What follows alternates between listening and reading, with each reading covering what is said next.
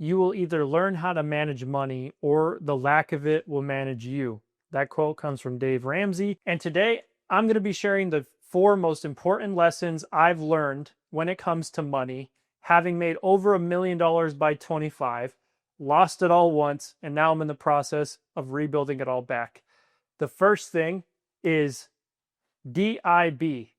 What that means is debt is bad. Now, I want to make a clarification, specifically consumer debt. What that means is credit cards, auto loans, things like that. Having learned the hard way, again, you can have your own opinion, but this is one of my lessons. I feel like unless debt is being used to go for your education or to actually make you money, let's say like buying an apartment complex or rental property where it's going to be making you money because you have debt on, let's say, this property that you needed to buy or something like that, that's cool.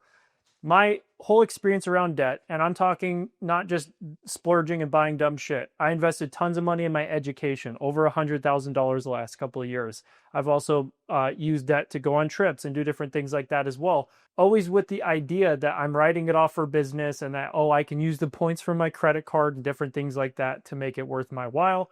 And once debt gets out of hand, it really gets out of hand. Once you get to the point where maybe you have a bad month in your career or in your business, like I did, or you take a risk and you're like, you know what, fuck it, I'm going to buy this course or buy this thing, even though I don't have the cash for it, but I know it's going to fill the gap or whatever the reason, you do it is.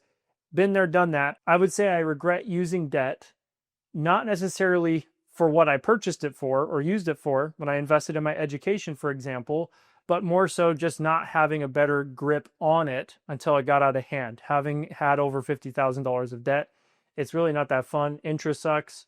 There's a bunch of crap that goes along with it. So if you have debt currently, I'd highly recommend you pay it off. You can do that using one of 2 methods or potentially multiple.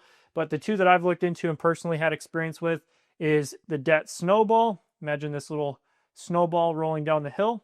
So what this is that you pick the lowest debt first. So lowest amount that you owe. Let's say you have a credit card that's like $300, and then you have your car loan.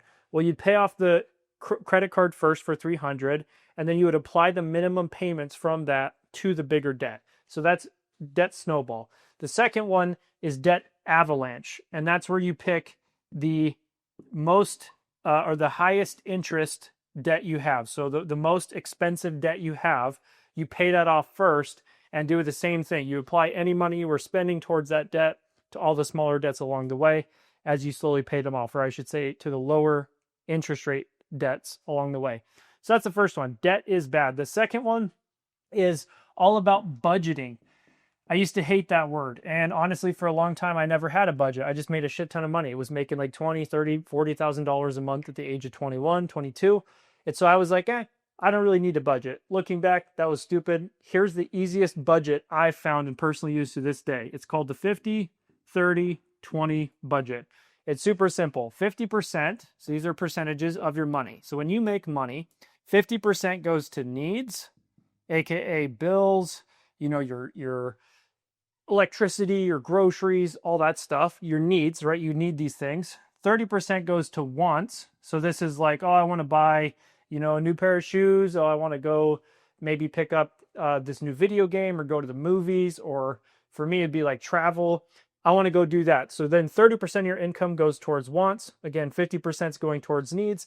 And then you have a fixed savings rate of 20%. And this is awesome because if you've read the book, Richest Man in Babylon, he talks all about the idea that if you save 10% of your income, no matter what, you'll never truly be broke because you always have a surplus of money. So imagine with 20% what that can do. Using this 20% rule with savings when I was 22 or 20, I think it was 22, it was back, I would have been 22 turning 23. I saved up over $100,000 doing that over the years.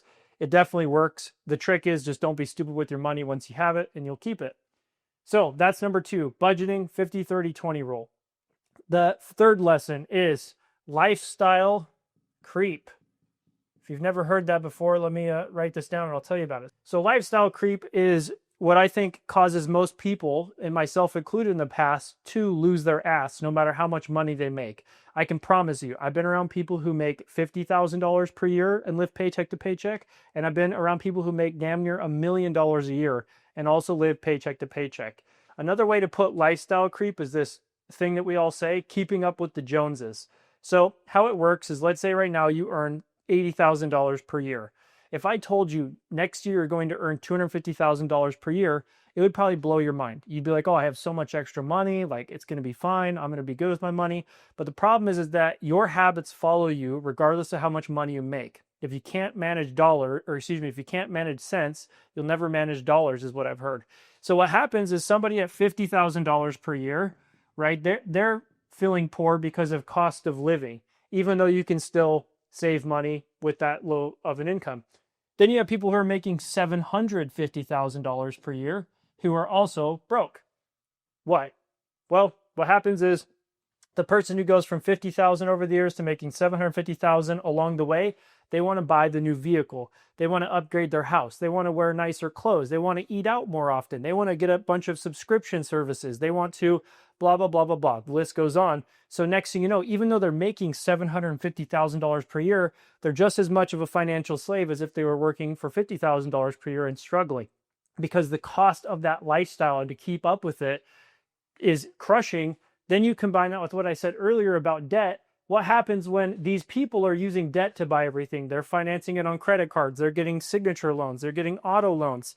And those things have interest. So if you have a bad month making $750,000 per year, guess what? It's a hell of a lot more expensive to go broke than it was at 50, because now your truck payment's $1,000 alone. Your credit cards add up to $700 to $3,000 a month or something crazy. Like I say, I've been there and done that. It's not a good idea. So you want to watch out for lifestyle creep. And really the solution is live below your means. No matter how much money you are or not making, spend less than you earn, much less. And you can do that by following the 50-30-20 budget rule. Now, the last one is vehicle. Now you're probably wondering, what the hell does this have to do with money? Well, let me explain. Warren Buffett has a quote, and he said, "It matters not how hard you row. What matters most is what boat you're in."